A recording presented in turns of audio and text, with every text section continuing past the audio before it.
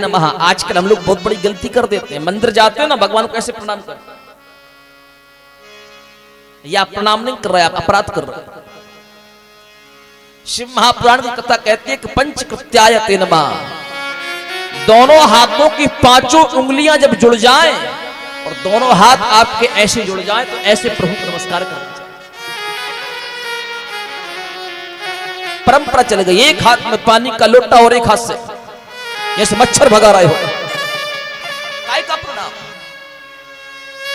ये प्रणाम स्वीकार नहीं। पंचकृत्याय ते नमः, दोनों हाथ जोड़ करके प्रणाम।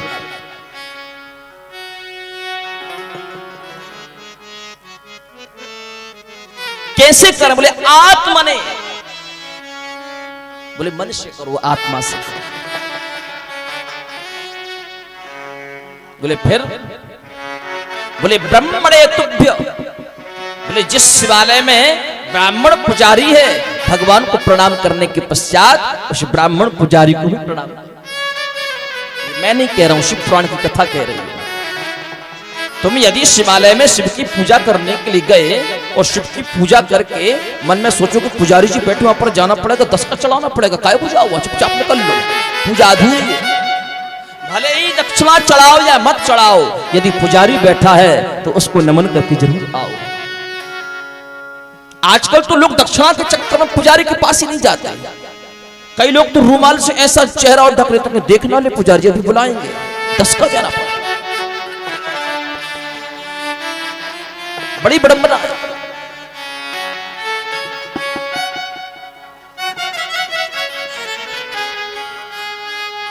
आजकल पूजन पाठ में भी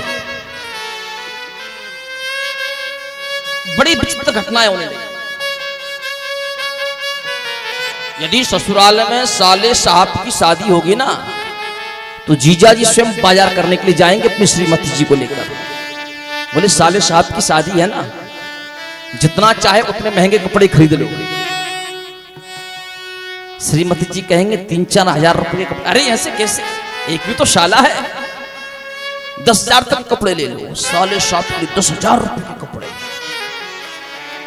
बोले 1-2 सोने चांदी के आइटम ले लो, 1-2 सोने चांदी के आइटम। बोले कल मुझे बैंक जाना पड़ेगा, 10-10 की गिड्डी लेकर के आनी पड़ेगी, 50-50 की गिड्डी वहां पर लुटाना पड़ेगा। लोग कहेंगे कैसा जीजा जी ये कंजूस है, लुटाता ही नहीं। और गलती से अगर उन्हीं जीजा जी घर में पूजा होने लगी तो जीजा जी घर में खुले पैसे ढूंढेंगे कि किस सिक्के कहां है। 10-10 के 50-50 के काय को चढ़ाओ, एक-एक से काम चलाओ। पुजारी के पास तो जाना है, क्या करना। नचनारी नाचेगी तो 100-100 500 के फेंकेंगे और आरती की थाली सामने आएगी, हम घर से लेके ही नहीं आए।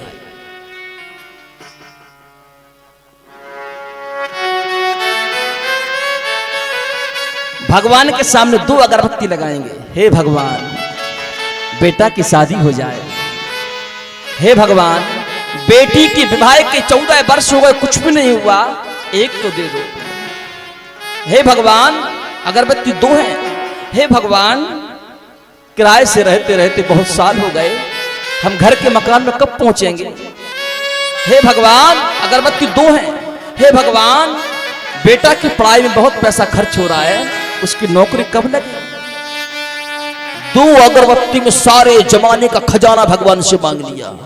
भगवान को तुम्हारे बाप का नौकर 2 अगरबत्ती में सब कुछ दे देगा। जिन ससुराल वालों के चक्कर में आपने हजारों फेंके, जब तुम पर मुसीबत पड़ी तो ससुराल वालों ने ठिंगा बता दिया और भगवान से 2 अगरबत्ती में सब कुछ मांग रहे हो।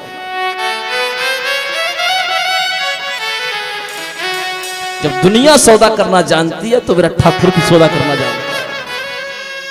क्योंकि जब मंडी में जाओगे तो वहां पर भी भाव की कीमत है। यदि किसान को मंडी में भाव नहीं मिलेगा तो किसान उदास होकर के आ जाएगा। पूजा पाठ में कथा में भी भाव की प्रधानता है, इस जगह भाव नहीं होगा तो भगवान भी नाराज हो जाएगा। चाहे मंडी में जाओ तब भी भाव, कथा में आओ तब भी भाव, बिना भाव के कुछ नहीं। भाव का भूखा हूं मैं, भाव ही एक सार है, भाव से जो भजता मुझे भव से बेड़ा पार है। भगवान ने आपको जिस लायक बनाया है उस लायक से भगवान की पूजा करनी चाहिए। जिस लायक भगवान ने आपको बनाया है उस लायक से दान पुण्य करना चाहिए। ये शिव महापुराण की कथा कहना चाहिए।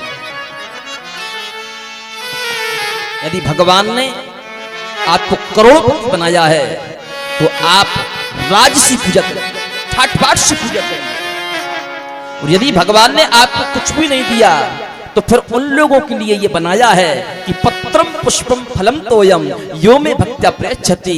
आप मुझे पत्र पुष्प भी समर्पित करोगे तो स्वीकार है। लेकिन घर में तिजोरी तिजोरी भरी पड़ी है और भगवान के पास बिलपत्री लेकर के आके प्रभु एक तिजोरी और बढ़ा दो, भगवान को पागल कुत्ते ने थोड़ी काटा है। पगले इतनी भरी पड़ी है वो तो दूसरी मांगने आ गए। अरे पहले उनको तो खर्च कर ले।